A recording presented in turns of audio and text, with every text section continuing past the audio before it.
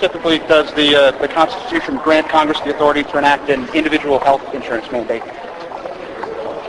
Are you serious? Are you serious? Yes, I am. Hey, where in the Constitution does it give Congress the authority to mandate that I purchase health insurance?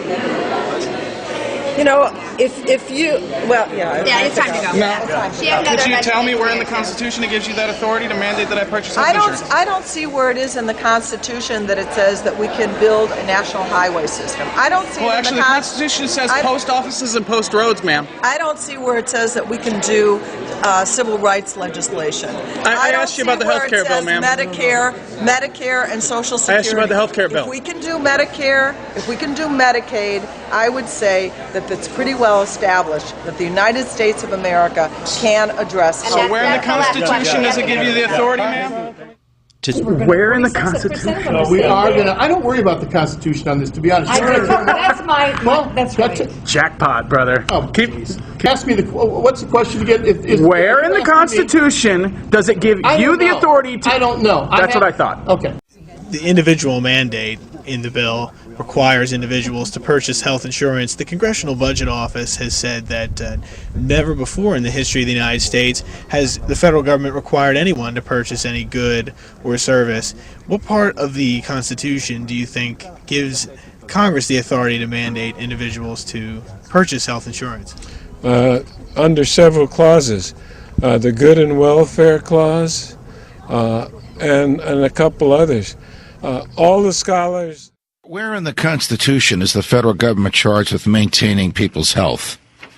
Well, there's not in the Constitution. There's nothing in the Constitution that says the federal government has got anything to do with most of the stuff that we do.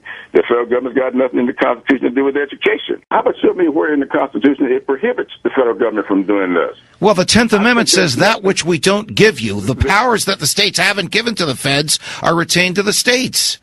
Yes, but that's the 10th Amendment. However, the fact still remains that the Constitution, as almost every justice will tell you, is in fact a living document. You and I are the federal government. So let's make sure that we keep that in mind. Right. So this whole thing about the federal government is some monster out there. We are who we are because we act collectively, states and communities and people. We make up the federal government, and it's as good as we are. But one of the points that I think should be made in this talk about be faithful to the Constitution is the question of what does the Constitution mean and what does the Constitution say. So I think we should be a little bit careful in saying all we need to do is have everybody honor his or her oath of office to the Constitution, because there are as many versions as to what the Constitution really means as there are careful examiners of the wording and history of it. We don't read most of the bills. Do you really know what that would entail if we were to read every bill that we pass? I love these members that get up and say, read the bill. What good is reading the bill if it's 1,000 pages and you don't have 2 days and 2 lawyers to find out what it means after you read the bill? You read the bill 3 times. I did. And I believe it will bring insurance to 30 million people that don't have insurance. At the point of a gun. You really read the bill 3 times. Yes, I did. That's 8,100 pages, a minute per page to read that and comprehend it. When it's over 5. Do you know what I do for a living? Do you know how many hours I spend working a day or at night at my house? And you're a congressional So are you calling me a liar? I am, because it takes 5.6 days to read the bill. Communist.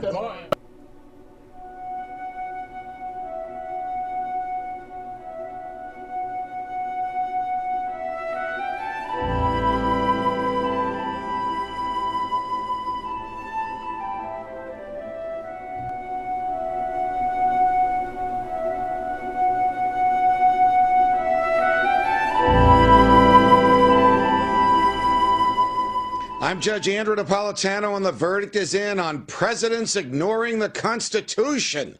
Here's the question. Is the government we have today what the founders had in mind? Here are the facts.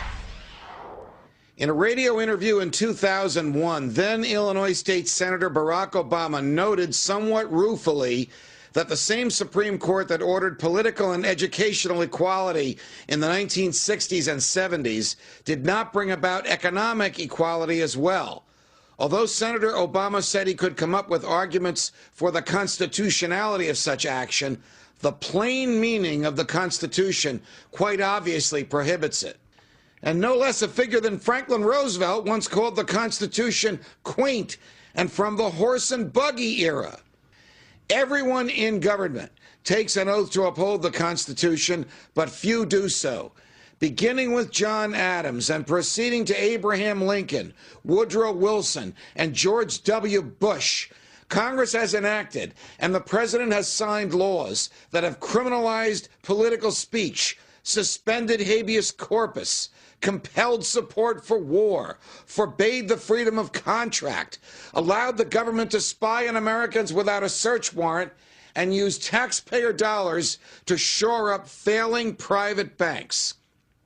All of this legislation is so obviously in conflict with the plain words of the Constitution that one wonders how Congress gets away with it.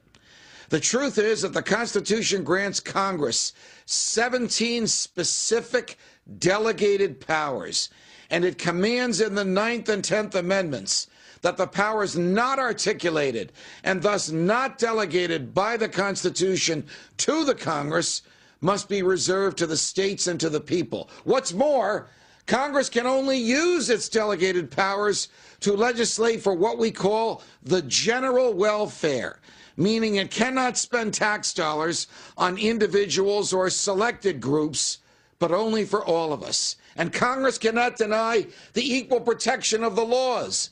Thus, it must treat similarly situated entities in a similar manner.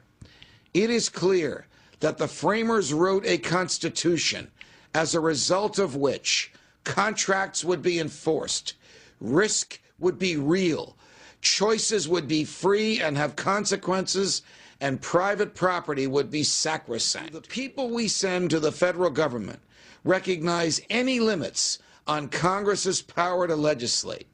Here's my opinion. They don't recognize limits on Congress's power to legislate. The air you breathe, the water you drink, the size of your toilet tank, the water pressure in your shower, the subjects your children study in school, the manner in which your physician treats you when you're ill, the speed you drive your car, what you can drink before you get in the car. All of these are regulated by the Congress. Congress has written over 4,000 criminal laws that take up over 1 million pages of text, and the law presumes that we understand all of it. Does the Congress recognize any limits on its ability to legislate whatever it wants? Yes, whatever it can get away with.